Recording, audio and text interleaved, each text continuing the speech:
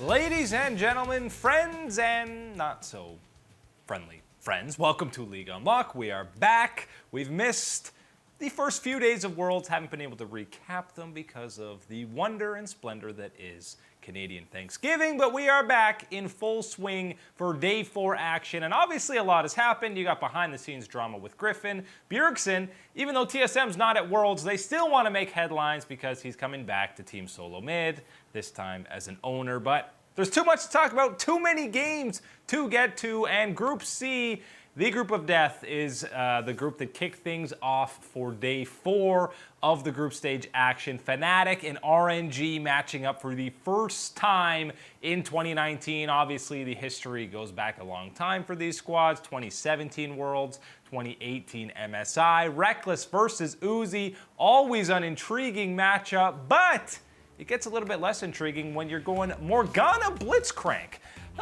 Third game for Fnatic, third game for Reckless, not playing an AD carry. Kayle in the mid lane for Nemesis, and early on, Karsa was showing some love to Xiaohu, the underappreciated member of RNG. Nemesis, no point in even burning Flash, my man. First blood goes over to RNG, and you know all the damage is coming from Nemesis's Kayle in this game, but the Blitzcrank did come online for a bit there for Hylissang. Broxah comes in to clean up a kill onto Ming. This time though, Hylissang literally runs into 5 people. He eats up the Kayle and the Shen ulti, pops the stopwatch, all for absolutely nothing. Longjing flashes in on that Gnar for a nice engage, and flashes, that's Karsa who comes over to clean up the kill onto Bwipo, and that fight does not go the way of Fnatic. And then RNG again, it's a great engage for Longjing to catch out yet another one on the Gnar, and this fight looks like maybe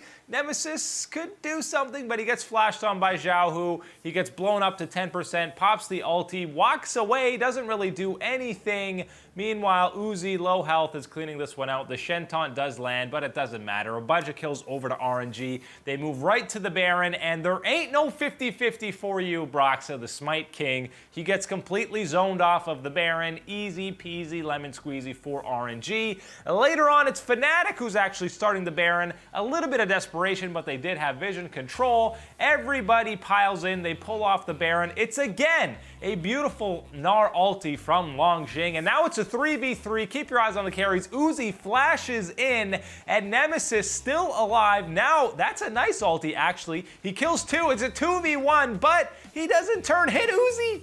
If he only hit Uzi there, Xiaohu, one auto attack away, so close from turning that team fight around.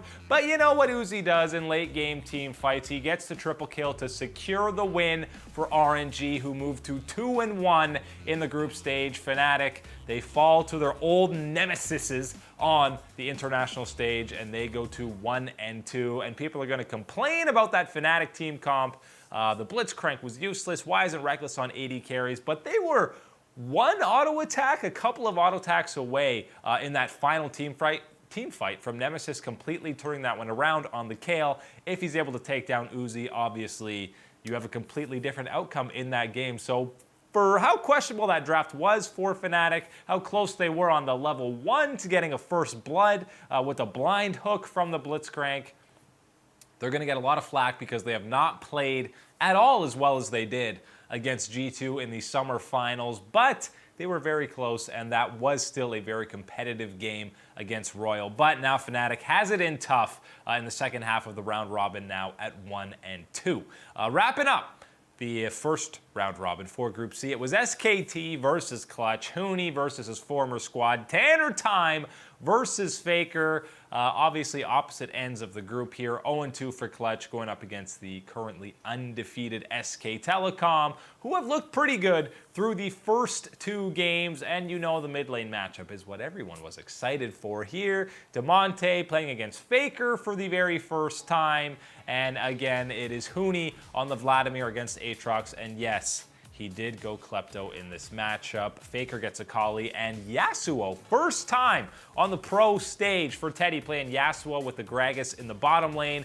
It's a 3v2 here, and Faker is going to TP in on the Akali, and this is very, very clean. He gets the auto and flashes right out, does not die. First blood comes in, but oh boy, here comes Huni, and his TP does not have nearly the same effect as Faker's. The clean Akali play to get a kill, and then he gets handed another one onto Huni, and oh dear, that was only the beginning for Huni. He flashes afterwards and dies to the auto. That's a solo kill for Khan, and oh look, 10 minutes! Can you believe it? Clutch is at the Rift Herald, and somehow SKT, you know, they probably had a hunch that they might be fighting around this objective. The entire squad shows up. It's a beautiful TP flank from Khan. He cleans up another kill onto Lira Sejuani. Huni, you have a pool, but it doesn't matter. 4 kills go over to SKT, and Faker had a little bit of vengeance left over for his pal Huni. That is another kill going over to him, and is a solo kill, 10-1 now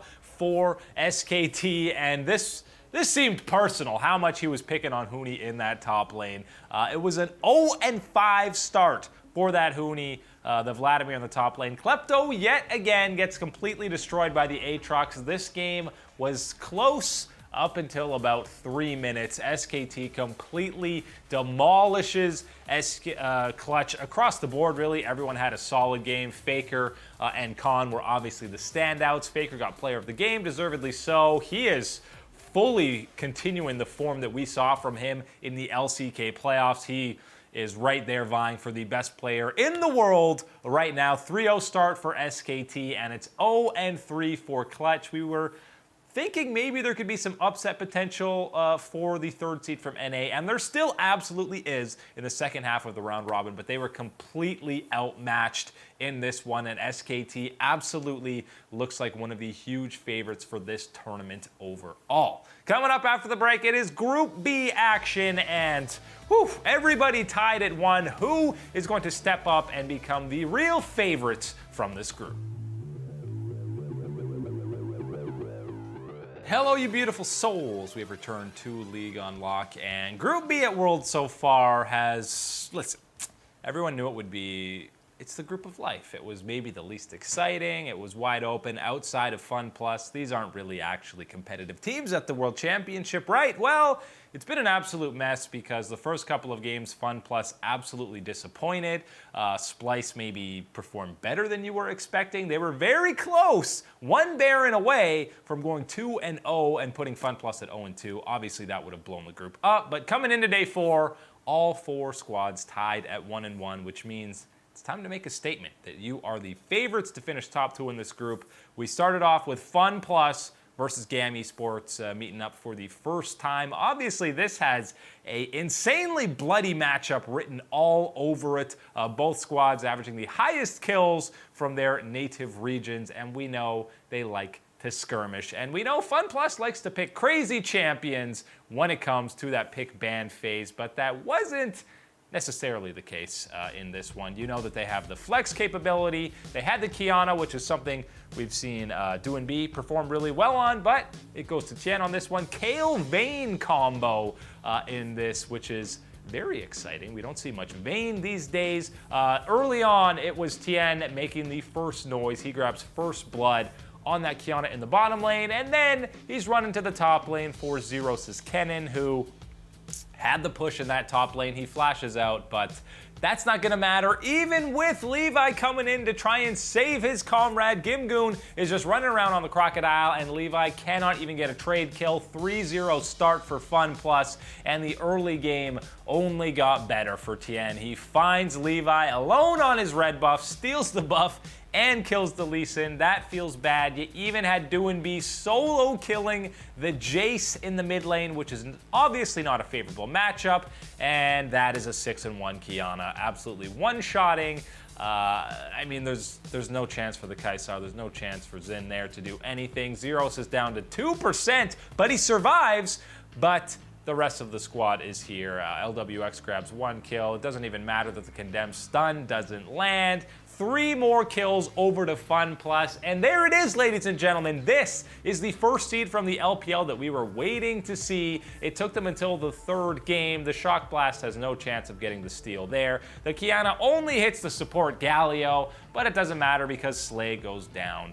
And that's really all they need. Levi follows up. I mean, this was absolute domination from FunPlus. Pretty much start to finish. Absolute masterclass early game from Tien. I know a lot of people think it's only Doinb on this squad, but he didn't have to do that much in this game. It was all about that jungle Qiyana, who got disgustingly fed.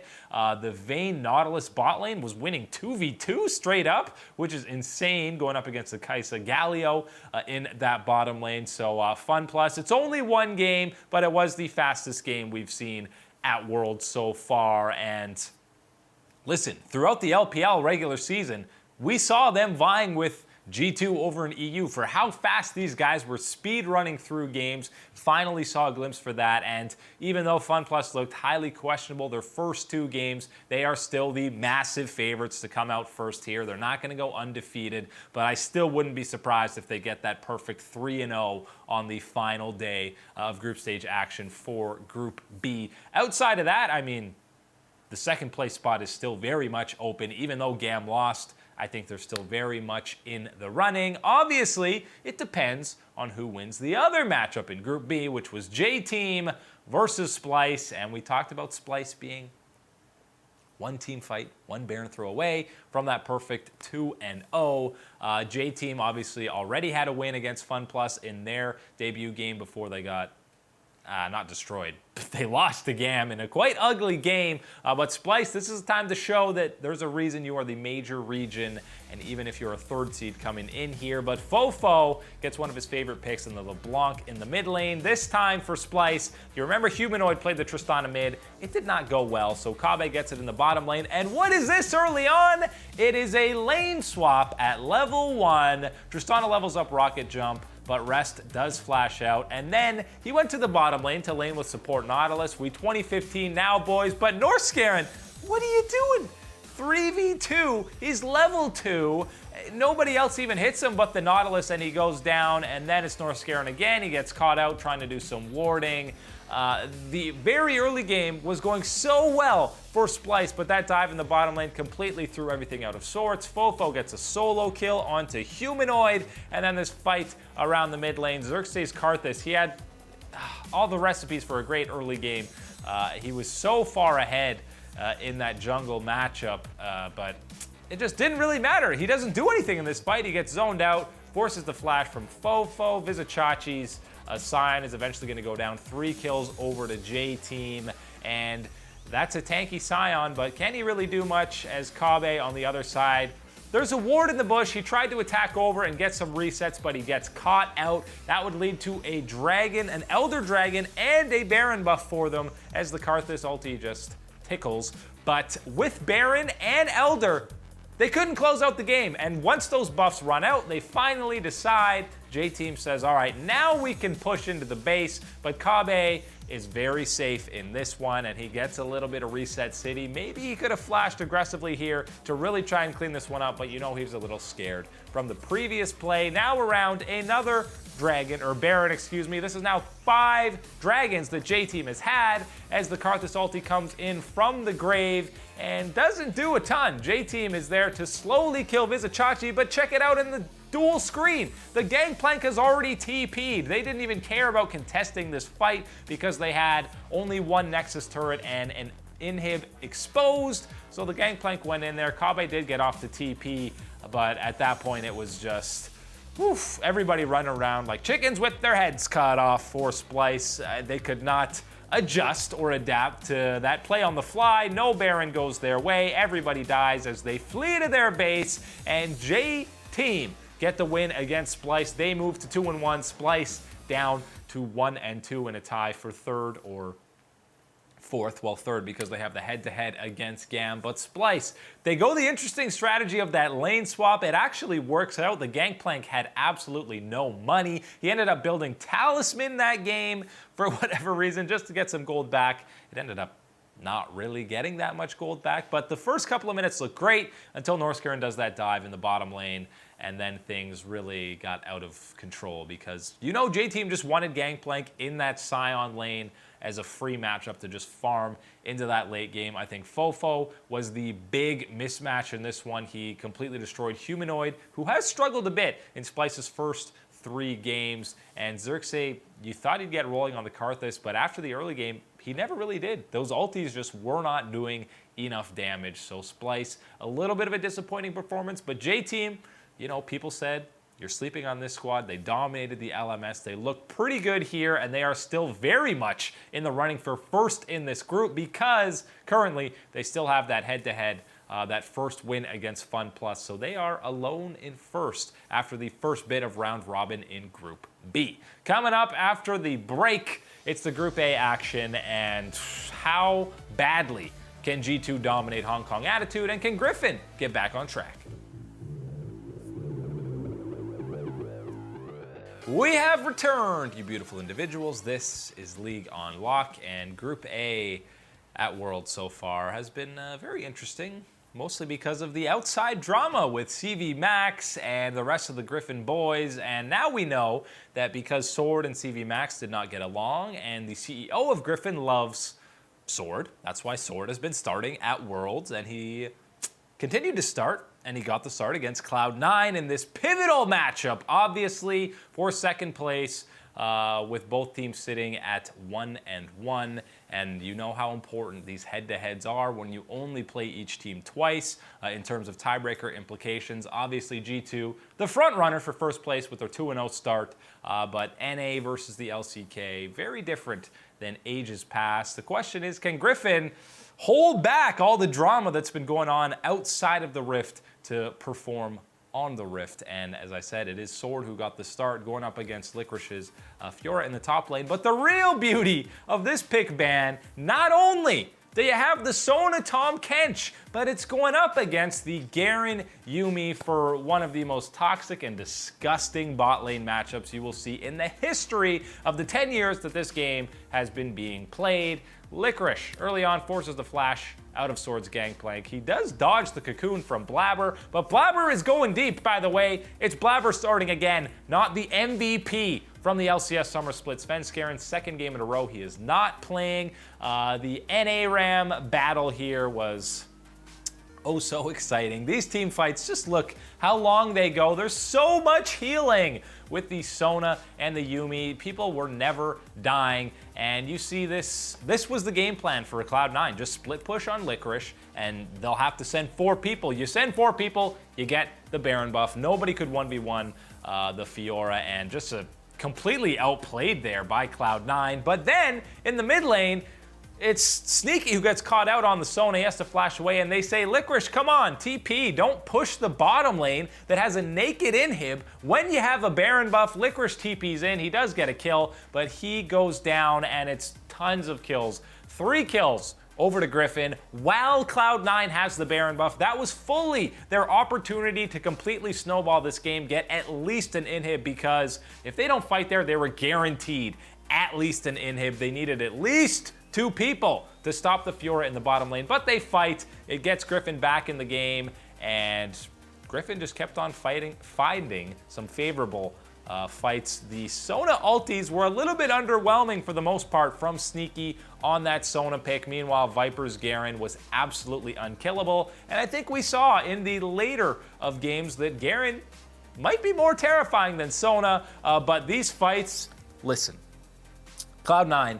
had 3 inhibs down, no Nexus turrets, and they're able to defend because nobody could kill the Sona, or nobody could kill anything around the Sona because the heals were so gross. Finally, Nisqy gets caught out, and just these fights took an eternity. It was something to see in these late game fights, but finally, it took a few rounds of Griffin to come back in, but they do destroy the hopes and dreams of North America in their second game of the day. Clutch and Cloud9 both falling. Griffin go to 2-1, C9 1-2.